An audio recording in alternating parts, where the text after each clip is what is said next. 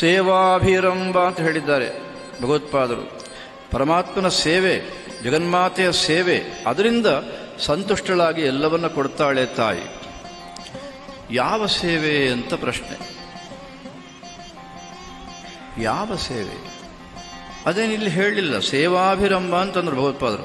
ಸೇವೆಗಳಿಂದ ಅಂತ ಬಹುವಚನ ಪ್ರಯೋಗ ಮಾಡಿದ್ದಾರೆ. ಯಾವ ಸೇವೆ ಅಂತ ಪ್ರಶ್ನೆ.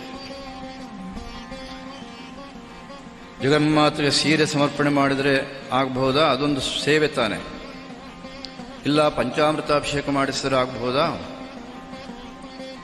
ಅಥವಾ ಬೆಳ್ಳಿ ಪಲ್ಲಕ್ಕಿ, ಚಿನ್ನದ ಪಲ್ಲಕ್ಕಿ, ಪಲ್ಲಕ್ಕಿ ಉತ್ಸವ ಮಾಡಿಸಿದರೆ ಸಾಧ್ಯವಾಗುತ್ತಾ?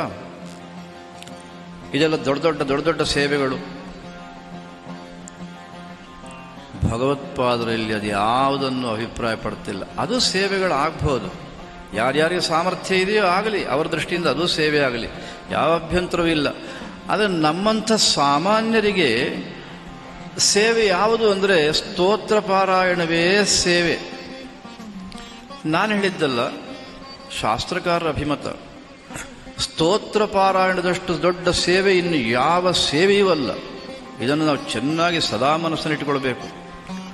ನಮಗೆ ಕೆಲಸ ಸಂಸಾರದಲ್ಲಿ ಹೊಡೆತ ಬರುವಾಗ, ಏಟು ಬೀಳುವಾಗ ಸ್ತೋತ್ರದ ಬಗ್ಗೂ ಕದಾಚಿತ್ ನಮ್ಮ ತಿರಸ್ಕಾರ ಭಾವನೆ ಬಂದರೂ ಬರಬಹುದೇನೋ ಅವರವರ ಸಂಸ್ಕಾರದಿಂದ.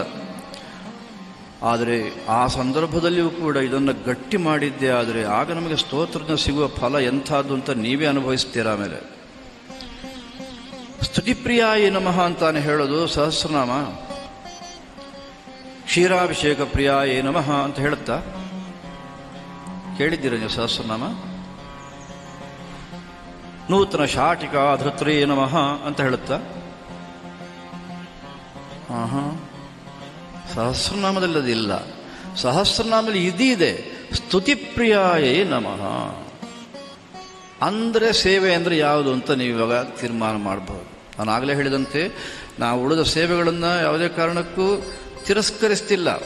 ಅದು ಒಂದು ಮಾಧ್ಯಮ, ಅದು ಒಂದು ಸೇವೆ ಪರಮಾತ್ಮನ ಕೃಪೆಯನ್ನು ಪಡೆಯುವುದಕ್ಕೆ. ಆದರೆ ಎಲ್ಲ ಸಂದರ್ಭದಲ್ಲಿಯೂ ಸ್ತೋತ್ರ, ಸ್ತುತಿ, ಪ್ರಾರ್ಥನೆ ಅನ್ನೋದು ಮಾತ್ರ ಸಾರ್ವಕಾಲಿಕವಾದ್ದು. ಅವ ಎಷ್ಟೇ ಶ್ರೀಮಂತನಾಗಿರಲಿ ಅಥವಾ ಬಡವನಾಗಲಿ, ವಿದ್ವಾಂಸನಾಗಿರಲಿ, ಅಕ್ಷರ ಶತ್ರು ಆಗಿರಲಿ, ಎಲ್ರಿಗೂ ಕೂಡ ಸ್ತೋತ್ರ ಅನ್ನೋದು ಮಾತ್ರ ಮುಖ್ಯ ಸಾಧನ. ಸೇವಾಭಿರಂಭ ತವ ಪಾದ ಸರೋಜ ಮೂಲೆ ಅಂತ ಹೇಳುವಾಗ ಇದು ನಮ್ಮ ಪಾರಾಯಣಕರ್ತರ ಮನಸ್ಸಿನಲ್ಲಿ, ವಿಶೇಷವಾಗಿ ಮನಸ್ಸಿನಲ್ಲಿ ನಿಂತಿದ್ದೇ ಆದರೆ ಆಗ ಭಗವತ್ಪಾದರಲ್ಲಿ ಏನು ಹೇಳ್ತಾ ಇದ್ದಾರೋ ಅಂಥವರಿಗೆ ತಾಯಿ ಏನು ತಾನೇ ಕೊಡೋದಿಲ್ಲ ಅಂದರೆ ಎಲ್ಲವನ್ನು ಕೊಡ್ತಾಳೆ.